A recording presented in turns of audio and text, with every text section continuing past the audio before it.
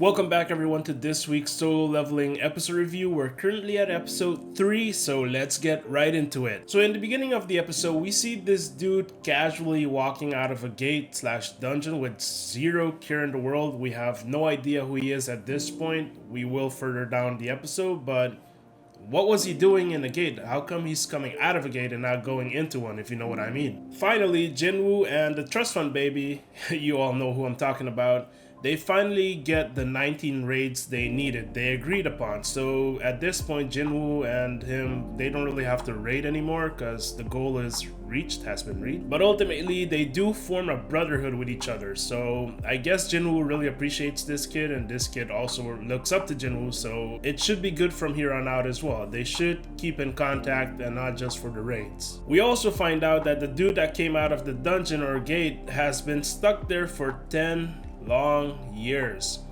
My question is, how does one get stuck in a gate for that long, and how do you even survive? Because, well, we'll talk about that in a bit, all the questions I have from this episode.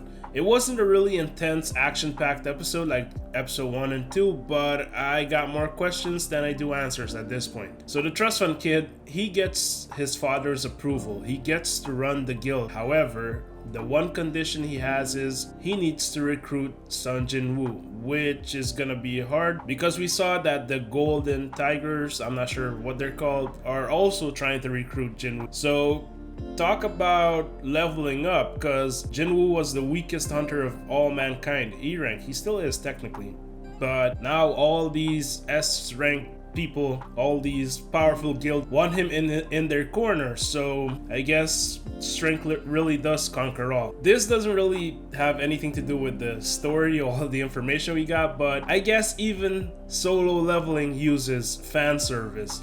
We can all see why. GG solo leveling, well played. Jinwoo ultimately enters the demon, devil, whatever castle that he was supposed to enter to get the elixir of life. He enters it and he assumes there's about 100 floors or so. So he enters it, and around floor 50 or so, he finds this big fat boss. His title is red, actually not kinda, it is red. But for some reason, Jinwoo absolutely one punches him. Doesn't do that much damage, of course, but how can he do that to someone that's name is red? I mean, that should be very highly dangerous compared to him. So he can still do a lot of damage to people that are way stronger than him. Gotta keep that in mind. Shocking discovery. The guy that came out of the dungeon from 10 years in being stuck in the dungeon is actually Jinwoo's father. Who would have thought? I mean, sort of. They kind of look like each other. I would say not really at all, but I guess we know where Jinwoo gets his aura from, right? This dude has to be super strong or something, because like he's been in a dungeon or gate for 10 freaking years. So I guess Jinwoo really thought that his father abandoned him, but he was actually just stuck. What seems to be concerning though is that this dude seems like he's strong. I mean, again, he survived in a gate for 10 years. He seems very strong, but he's really scared, like to the core, of something that seems to be coming for them, like something out of the gate. What could that be? Something that terrifies even him. Because from what we saw in the episode, he clearly one-shots an S rank, right? He beats the shit out of him, but he's still scared of what's coming out of the gates. I mean, would it be something similar to what Jin Wu had to face at the beginning of solo leveling, like that god thing? Would it be something like that? But even so, I'm still confused about the rankings, because this dude annihilates an S rank within seconds, so what does that make him? Super S rank on steroids? Like, you guys get what I'm getting at, right? How are you stronger than the strongest rank?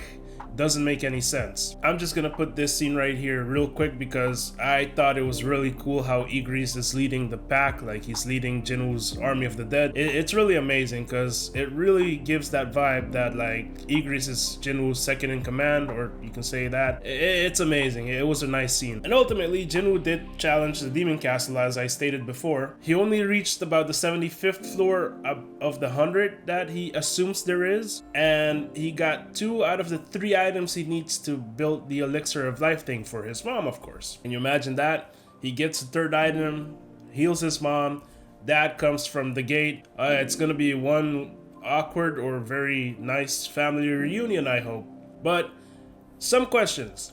His father survived 10 years, right? In that gate dungeon, whatever. Jinwoo said he only stayed until floor 75 because he ran out of food and stuff like that. How did his dad survive for 10 years without food and none of that? Did he eat the magic beasts, or like, what do you have to do? Why couldn't Jinwoo just do that? I mean, I guess he wasn't trying to survive as badly. He can leave and come back. If he comes back though, will he automatically be teleported to the 75th floor, or does he have to start from the beginning again? Because then it won't make sense. He'll run out of food again on the 75th floor, if you get what I mean. So those were, yeah, my questions, I guess. So it wasn't a really action-packed episode compared to episode 1 and 2, which were really tense, but it was still a great episode. We got a lot of information, new information actually, so I'm hyped. Looking forward to next week's episode.